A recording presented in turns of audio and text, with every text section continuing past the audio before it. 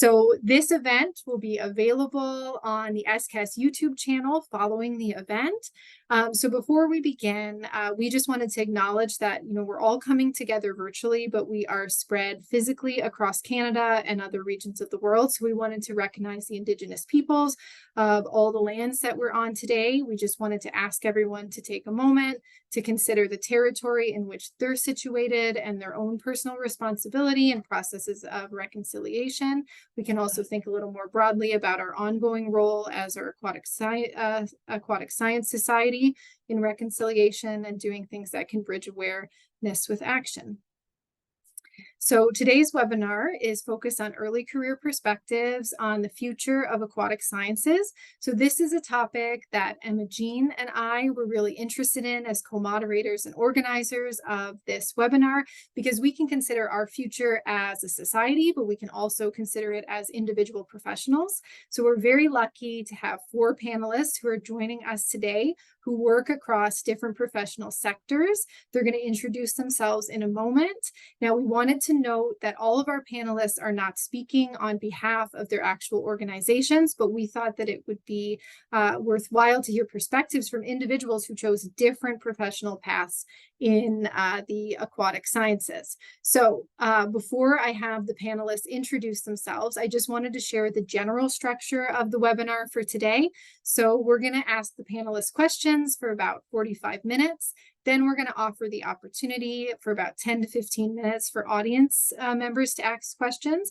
We'll stop the recording at that point. So even if you want to ask a question, but you didn't want to be on the recording, you don't have to worry about that. You can feel free to ask whatever you'd like.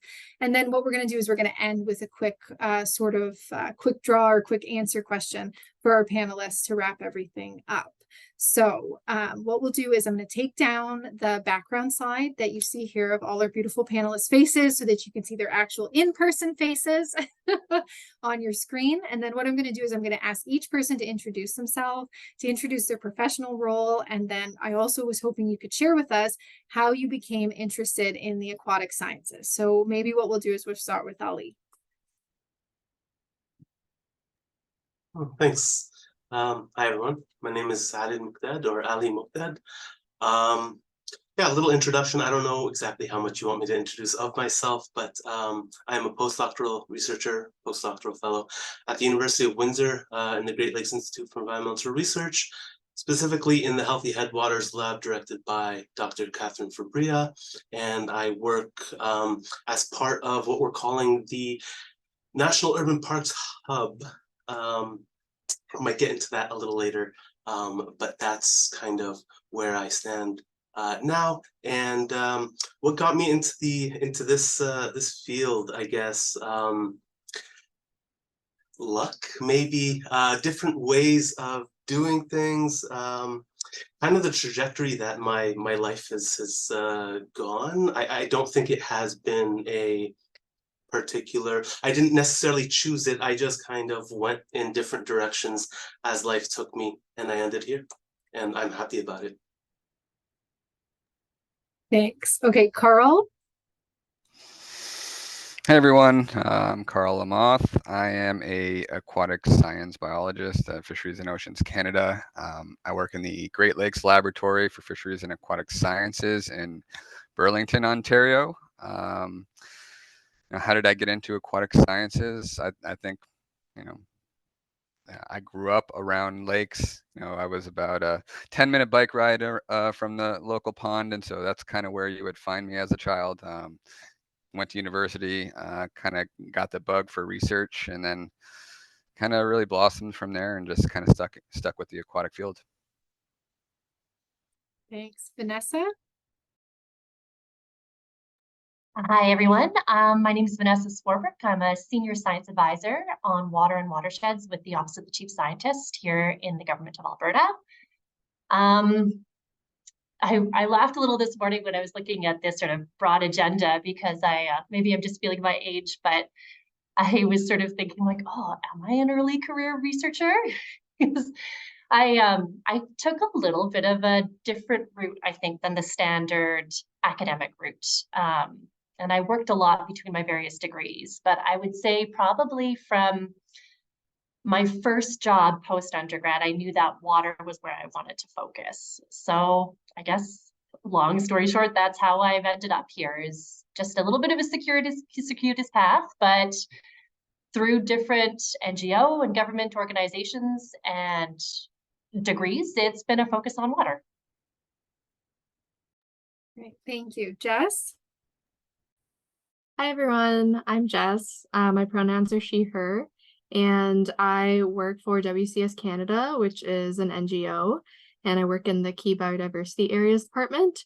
But I'm a recent graduate. I just got my master's in biology with Dr. Stephen Cook at Carleton University.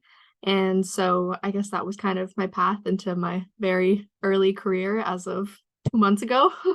But yeah, I just really always liked animals as a kid, even though I grew up in like downtown Toronto. I just really like being outside in my small backyard and nature. And when I went to Carleton University for my undergrad, I was just really open-minded and just knew I wanted to be outside and work with animals, and I didn't really care what field or landscape that put me in. And so freshwater research just ended up being the best opportunity. And so that's where I landed. But it's not actually specifically what I work in now. And so I think that's really cool that you can start somewhere and interests can change, your opportunities can change, but your background is still relevant to how you get there usually.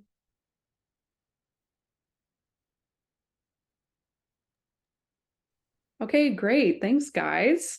So maybe we'll just jump right in to our first question, and maybe Karl, you can start us off. So in your work, what types of challenges in aquatic sciences do you address, and what future research or policy changes are needed to better address those challenges? Yeah, thanks for that question.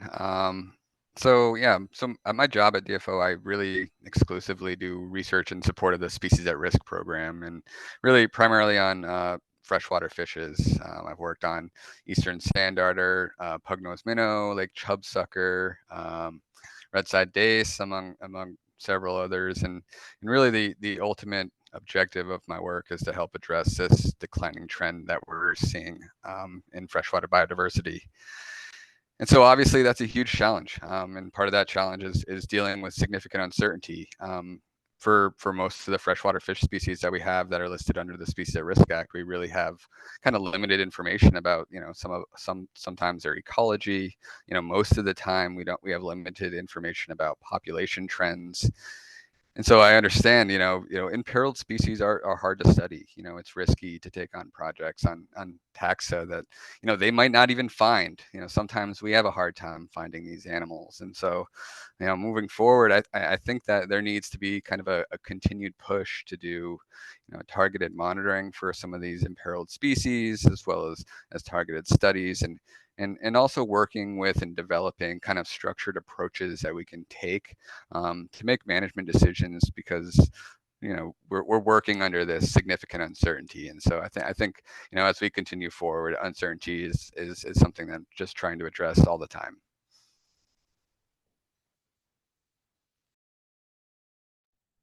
Great, thank you so much for that.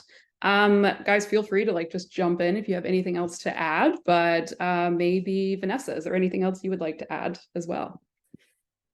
I actually have a very different lens than Karl. I don't work on species at risk very often. I really work on the water quality and water quantity side of things.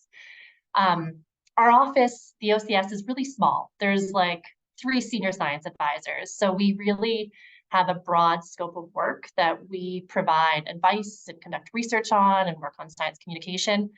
But the issues that are really front and center for me, thinking about sort of the Western Canadian perspective, is really about allocation, availability issues.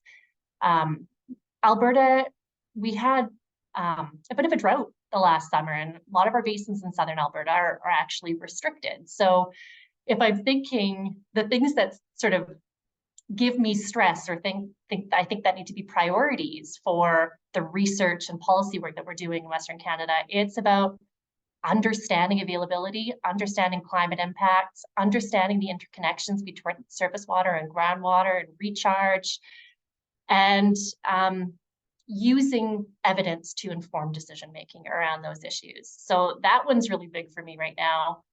Also, issues around cumulative effects and sort of multiple discharge plumes of different types of industrial development and persistent organic pollutants and other contaminants of concern that we monitor as snapshots in time, but we don't always understand the full impact of loading and sequestration in systems and what that means for the species that live in those systems and the uses downstream. So those are the two big ones that are on my mind. And not to eat too much time up, but the other one that I keep thinking about lately is actually not really a Western science viewpoint. It's more about community-based monitoring, working with rights holders and other ways of knowing, and how to use other forms of evidence and other knowledge systems to guide our policy decisions. So that's something that I think we really need to work on. So those are the three key areas that are sort of spinning around in my brain right now. Fantastic. Thank you, Vanessa. It's so great to see like the different perspectives that people have on things. Jess, what about yourself? Yeah, I'd have to agree with both Karl and Vanessa. I feel like my answer is kind of somewhere in the middle of those two. My work mostly addresses biodiversity declines in general in Canada. Key biodiversity areas were kind of created in response to Canada trying to achieve that 30% by 2030 target of land, sea, and finally freshwater that was explicitly stated. And so some of the biodiversity areas that we define include lakes and rivers, but might be focused on other species. But we're starting to see more commonly that we can now identify key biodiversity areas for freshwater in freshwater. So for example, there's a key biodiversity area within Lake Superior that's for pygmy whitefish, whereas Lake Superior could be a key biodiversity area, but it could be because it's a breeding bird, hotspot aggregation during migration routes or something. So we are starting to see that more commonly in our work, but all of that is coming together because of on-the-ground monitoring and local information from rights holders and other stakeholders. So I guess kind of the biggest challenge that I address in my work is the vastness of Canada and all the different conservation actions going on, and how to get all that information so that you have the most accurate, up-to-date information to inform your work with, especially when we think about how KBAs will go into protected area planning to try to achieve such a big like national goal.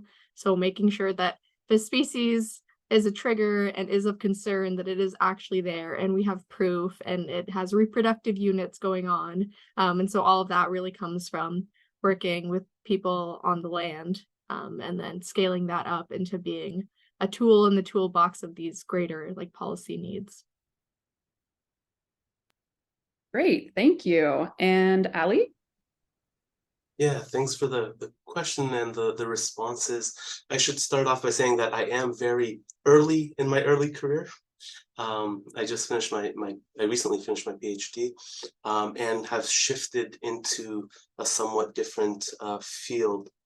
One of the main things that I think was, I think exemplified by all three of you, was the complexity, right? Like these systems that we work with are extremely complex. And so I think that is one of the main things that I have started to think about and kind of work with, this idea of complexity, embracing that complexity, and potentially building monitoring systems that, monitoring systems and frameworks for monitoring systems that embrace that complexity, that embrace different ways of knowing, thinking about different ways of doing, and integrating not just the what we traditionally think as science, but bringing in society with that and thinking about how we can meet the needs of people in nature, people as part of nature, and addressing that complexity there, I think is one of the big challenges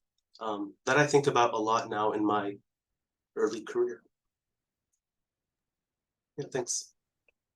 Thank you for sharing your answers about the challenges that you're facing. I think we're sort of gonna pivot a little bit and think maybe more about potentially the exciting things or the optimistic things that you're seeing coming. So can you share what your aspirations for your career is in the aquatic sciences, and in your work or as part of your larger organization? What are you most excited about coming down the pipeline in the next, 5 years, or it could be 10 years, but in the coming years? So maybe we'll start with Jess this time. Oh gosh, I was kind of dreading this question because I was like, wow, what is my life goal? What are my aspirations? I think when I was job hunting a couple months ago, I was kind of getting into a mindset where I stopped thinking about maybe my specific role or job title and topic and just started thinking about values. Where do I want to work? Who do I want to work for? What do I want to feel like when I show up to work every day? And so I'm still thinking about that a lot. So I guess I have very broad aspirations in that I want to be happy. I want to see local impact. I want to know that have some degree of measurement that my work makes people happy and that I feel satisfied from it. So very like broad answers, but I think those values helped drive me into like a really great position and made sure that I landed in a good fit. So I'm really most excited, I think, to see people around my age group start entering the workforce, because I think we're bringing a really fresh perspective, whether it comes from maybe you just came from an academic background, so you might have like the latest R tools and information and all of that, like hands-on stuff is really fresh, but maybe just an overall like mindset change in the workforce too. So yeah, I'm really excited to see people around my age group enter the workforce and bring in those new perspectives. That's great. Thank you. Okay, Karl.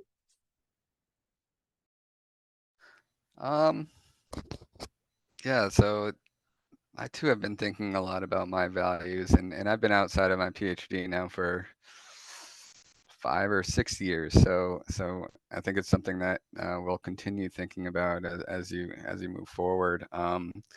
Kind of a little bit of background about my job. There's a lot of kind of structure within the government, and there's a lot of different positions for people with science backgrounds. So, we have policy analysts, we have biologists like myself that do research, we have biologists that are in the field that are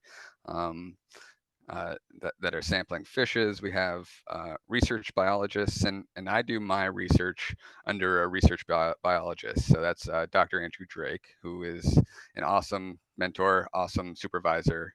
But he runs the Species at Risk Lab, and he's working on dozens of collaborative projects with academics and other government scientists. And for me, I can kind of aspire. I'm kind of aspiring to get to that level, to really get new leadership opportunities, to hopefully build out my own lab where I'm doing research to inform management actions for freshwater ecosystems. So that's kind of my career goals. And in the next 5 years, one of the things that I'm really interested in is seeing whether or not a reintroduction event is going to occur for eastern sand darter.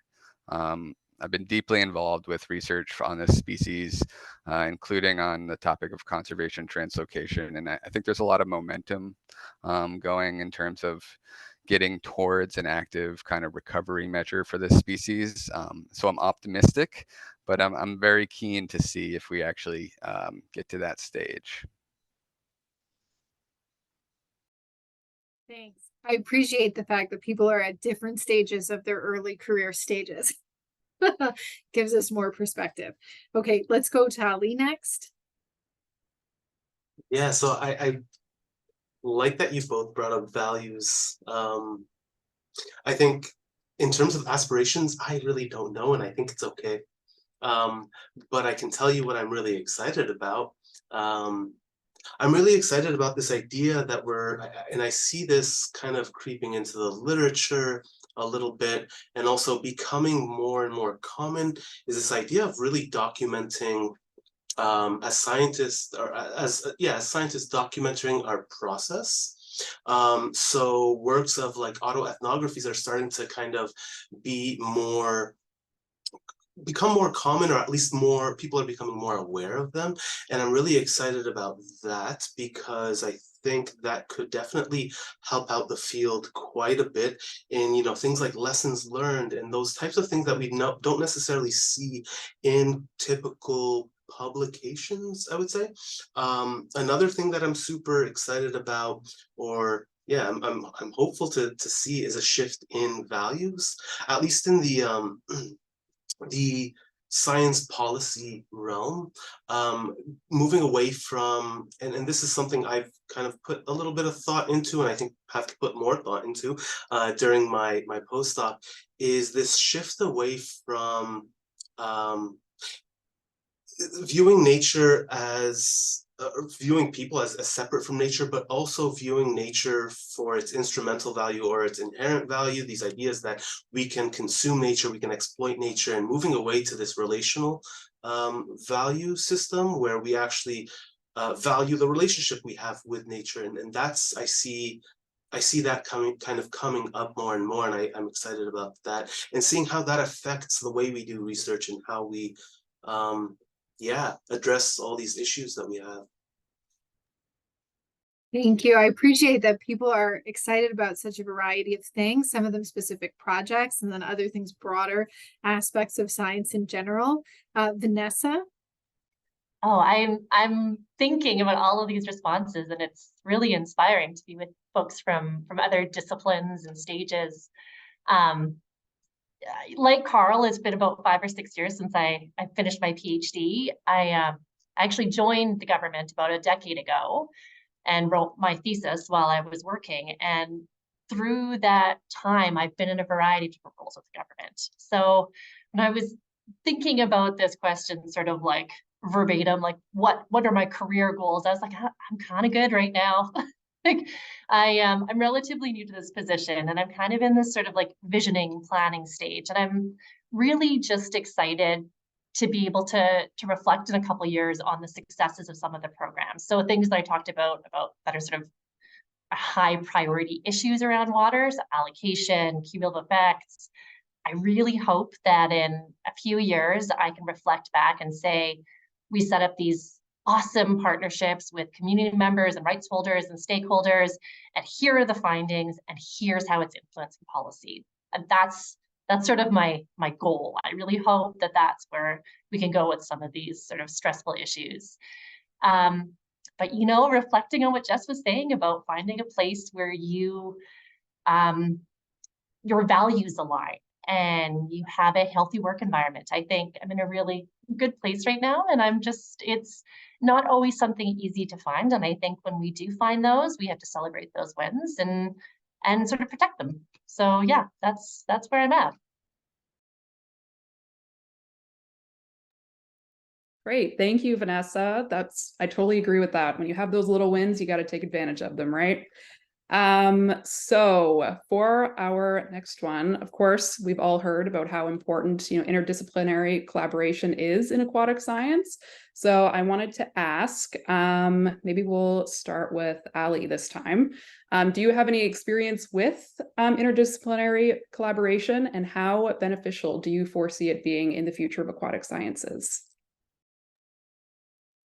Yeah, I recently in my postdoc, so part of my postdoc work is like I mentioned at the very beginning, working what we're calling the hub. So the University of Windsor has is working with Parks Canada in kind of trying to develop or trying to test ideas in and around creating a national urban park. And so part of that, there are 3 pillars to what we're calling the hub, this collaboration, this co-creation kind of space. And there are 3 components of that. There's one, the nature aspect of things. So that's the ecological monitoring, all that different type of that realm.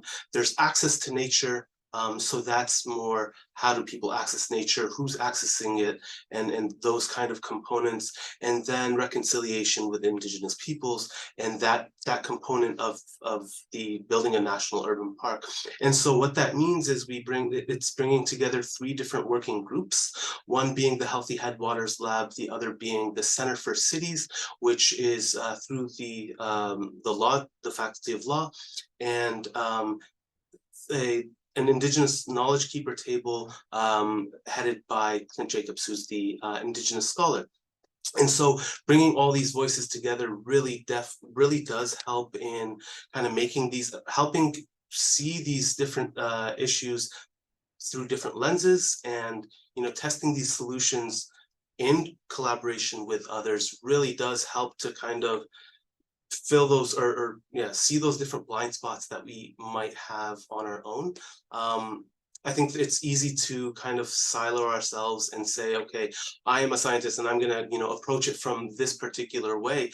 But working with these other groups, it's really clear to see that we need this collaboration, especially if we're going to be including community in our work. If we're going to have community asking the questions and leading our work in that way, I think we do need that interdisciplinary work. We need those different views, and it's helped a lot, and it has made working so much easier. I think that's something easy to forget, that it does make our work a lot easier when we have these great partners and these great relationships that we've built. That is so, so true. Thank you. Karl, how about yourself? Tough to come after that, Ali. That was a great answer. Really excited to hear more about kind of the work that's going to be done there, because I could imagine some of the work that I'm interested in would be a great topic for some of the stuff that could be going on there. In my position, I am not involved a significant amount with interdisciplinary work. I really see interdisciplinary work as being kind of critical for answering the large questions that we have that are related to aquatic ecosystems. I think it's okay to be in your silo and do science to inform kind of the interdisciplinary kind of approach to answering questions. So I think there is room for kind of both of those approaches. However, in my job, I would appreciate, continuing to diversify my collaborations and really just to gain a perspective of what others, how others view different problems and kind of what other solutions there can be. Kind of highlighting those blind spots. I really like that term. So yeah, thanks. I agree with you, by the way, Karl. I think there is room for, definitely focused work that can inform. I didn't mean to come off as bashing that at all. You did not. Okay, cool. Great. And Vanessa, how about you? I was sitting here thinking about interdisciplinary and what does it mean? We could lump and split this so many different ways. And I thought about 2 different examples from my career.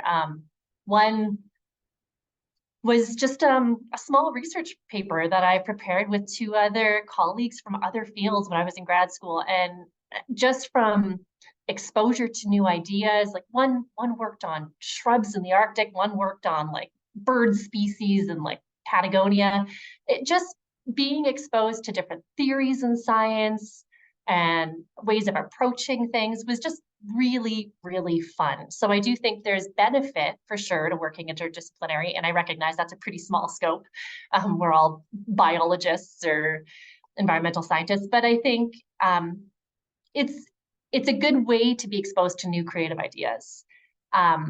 The other example I thought about in terms of interdisciplinary work is some of the work programs I've led at the government here involving stakeholders. So folks from the communities, industrial developments and facilities, from plastic plants to fertilizer production plants and municipal plants. And one of our projects was looking at cumulative loading and trying to figure out the sources of varieties of different chemicals.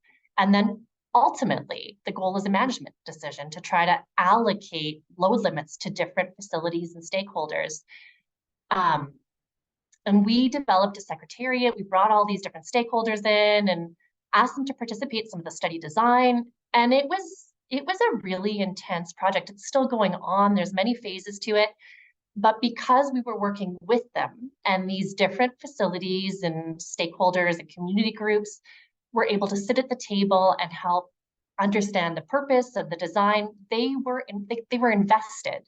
And so instead of fighting with them to get data, these facilities went out, they sampled really intensely, like hundreds and hundreds of chemicals in their waste streams many times to look at what their impacts were on the water quality. And so I think without looking at some of these partnerships with other groups or disciplines, we sometimes lack the buy-in to influence change. And so I think if our ultimate goal is to take our research and to see something shift on the ground, it's really important to get involvement from other interests or partners or ways of looking at things. Absolutely. Thank you for that. And I think Jess is the last one left. Yeah.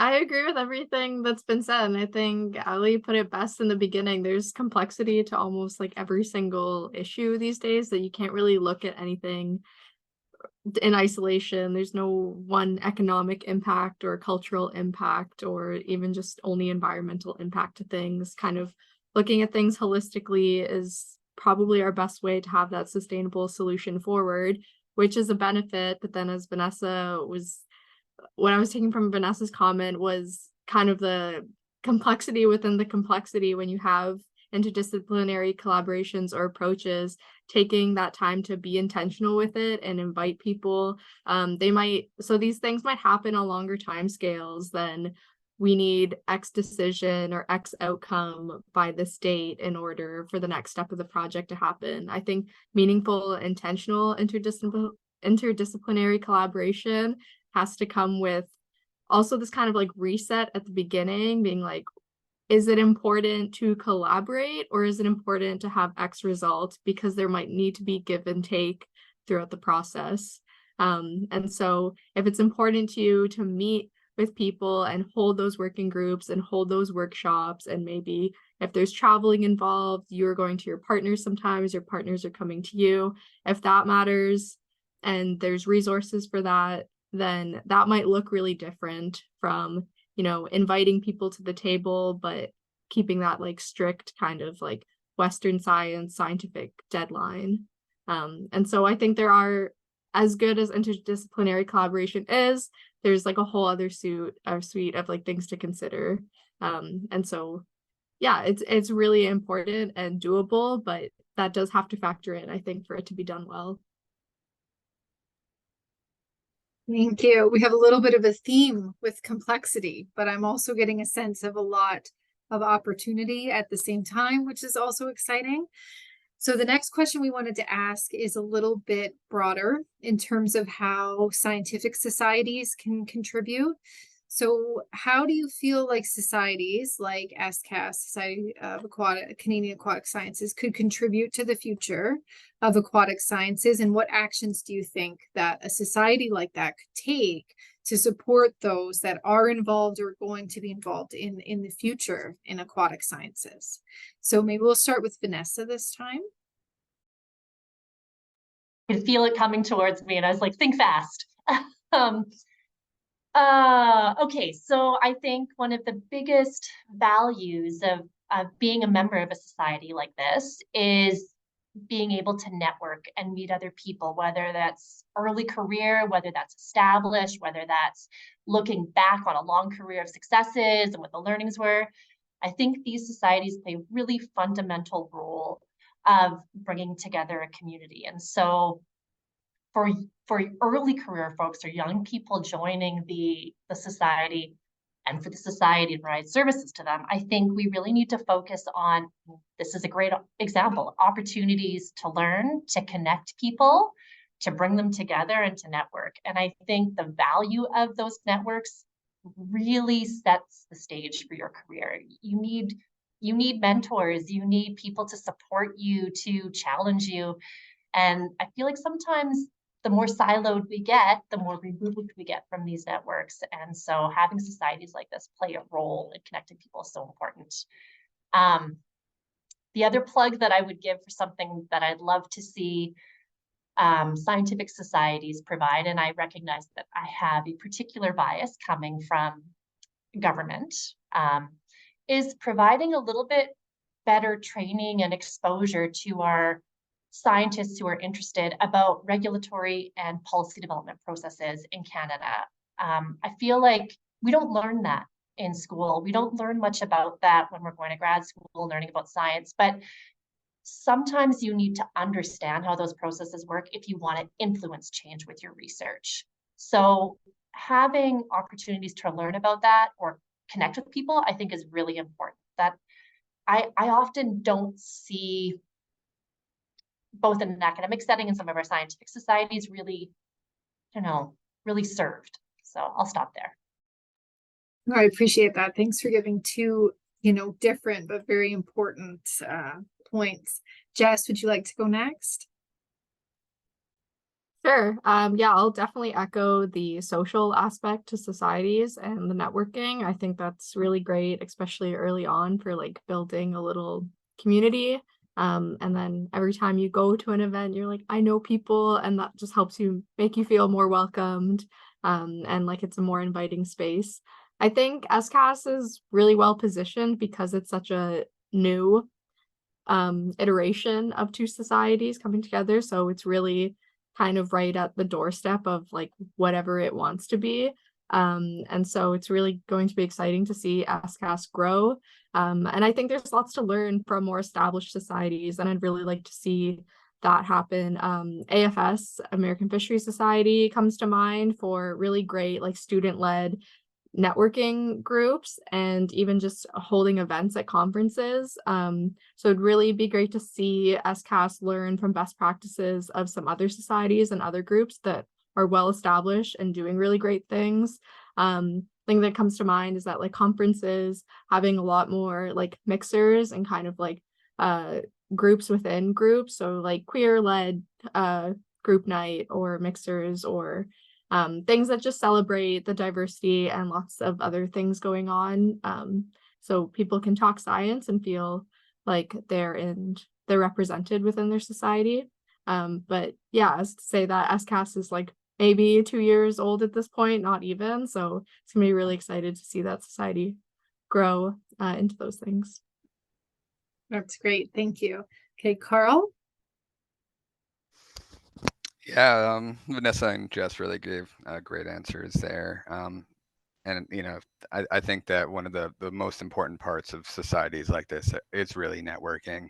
And AFS is, that's a great group to be mimicking.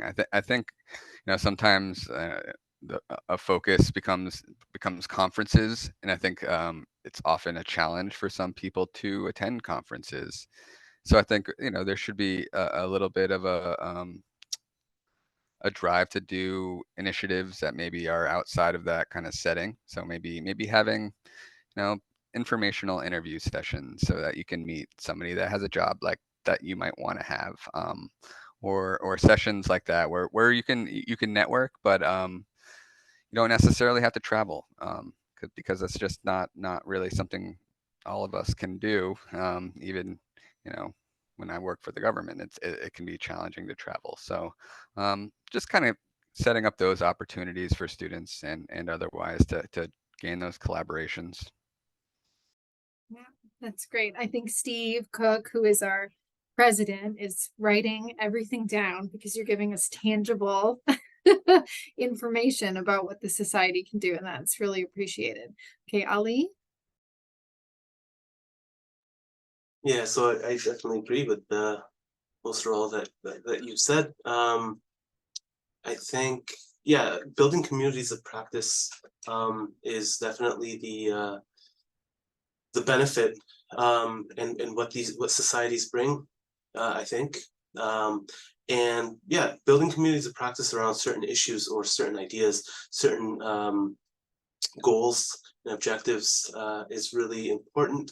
I think, going back to the interdisciplinary side of things, and what you mentioned, Vanessa, this idea that we should be exposed, I think, to how policies are made, how they work, how we can influence them, things like that. I think societies, and I've seen this come up in other societies more and more, at least now, is bringing in practitioners to give talks, not just scientists, bringing in others who work in these spaces, bringing in community members to talk about the issues that they face, and ways that they solve these things, or ways that they know about these issues, or not just issues, but about their communities and their waterways and all that.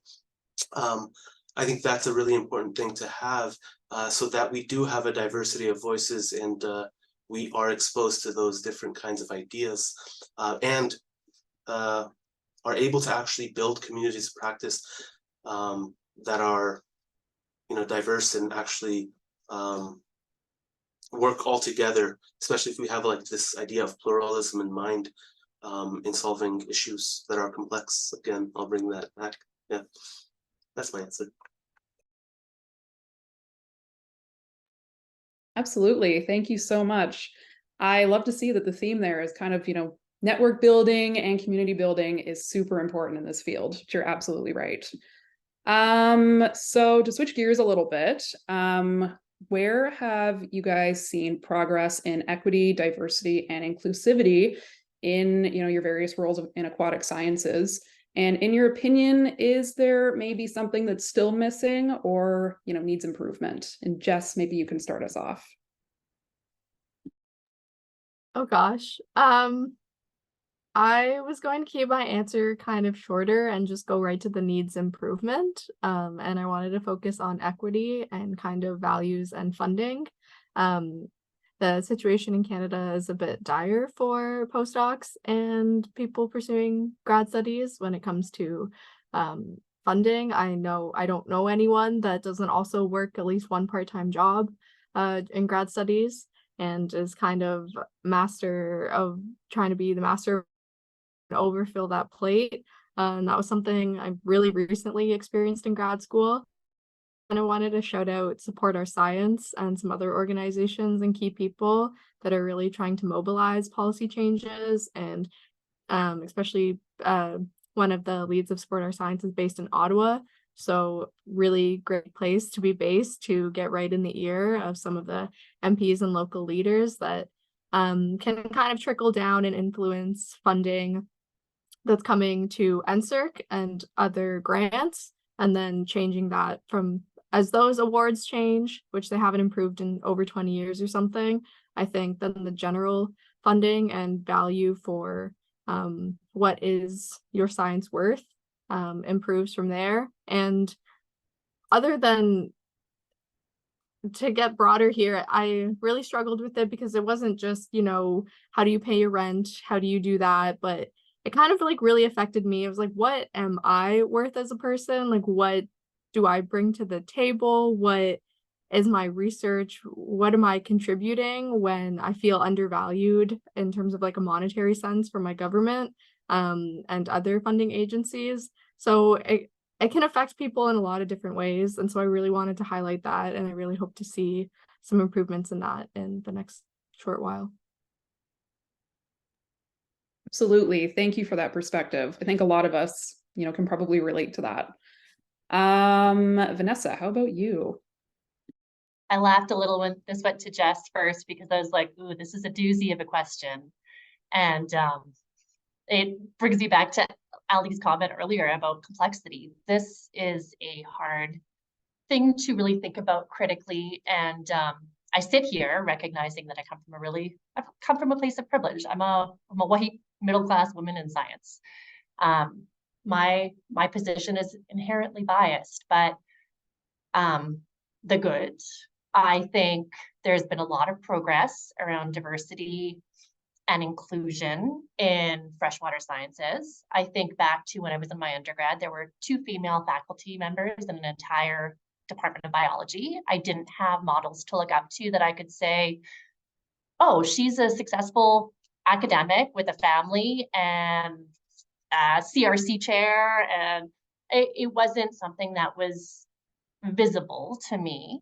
And now I look across my field at my colleagues, the scientists I work with, the executives that I work with, the leaders that I work with, and there's excellent representation of successful women in my landscape right now. That doesn't mean that other aspects of diversity are as well represented. And I think we still struggle with that across society. So in terms of areas of advancement, I know in my workplace, we talk a lot about DEI initiatives and training and unconscious bias. I think the fact that the conversation is progressing, that we have all sorts of societies like 500 Women in Science that are advocating for changes in this area is a really positive thing. But I think at the end of the day, there's a lot of progress that still needs to be made to make sure that there's equal access, that there's equity across all aspects of diversity, whether we're talking about gender or race or cultural backgrounds or whatever. So I think I'll just pause there. Sure, thank you. And Ali, how about you? Yeah, so I don't know how I'm going to approach this, but I think definitely just yeah, pay people more. That's the bottom line. Like that's it. That's the main thing. Like that's I won't stop there. But the idea is, yeah, I think the pay is way too low for people who are already disadvantaged, and we agree that there are so many people who are disadvantaged in these systems. To ask them to say, oh well, we'll include you, but we're not going to compensate. And that just adds another layer of just it's difficult to succeed in these areas. I think as well, we need to work more on this idea of, yeah, there's a grant for this and there's a grant for that. Writing those grants is work, it's labor. And so that needs to be addressed as well, right? Like, I mean, we need to figure ways to actually address those things where someone might not have the time or the means or the ability to write these grants to get this kind of funding. That should be, EDI conscious. One thing I want to say on this is just to add, I fear that maybe we might be losing the. No, it's not that we might be losing it. I really want to stress that just in saying we have EDI, we have equity, diversity, and inclusion is not enough. It's kind of just. It's saying it to say it is not enough. I think we really need to work towards having goals set that are actually going to benefit those that deserve it. And we have to really reflect on those things. I don't have the answers, but I think we do need to reflect on that. That's my answer. Absolutely, thank you. And Karl? Yeah, I think all of the responses from the panelists have been excellent. I'll just reflect a little bit about what I see in my position from my perspective. I think that there's definitely a clear motivation for us to stand for equal rights, to stand for equities, to stand for diversity, to stand for inclusion, and I see that at DFO. I see that in terms of hiring practices and the goal to become more representative. I agree with Vanessa. There's, we do see, some aspects of diversity in the Species at Risk program, but I think there's definitely room that we have to put people in higher positions, so that people can see someone that maybe looks like them or maybe has had similar experiences in life. I think we're getting there. But as all of the panelists have already said, there's definitely work that can be done. here, even in the species at risk program. Of course, thank you guys for those great responses to a super difficult question.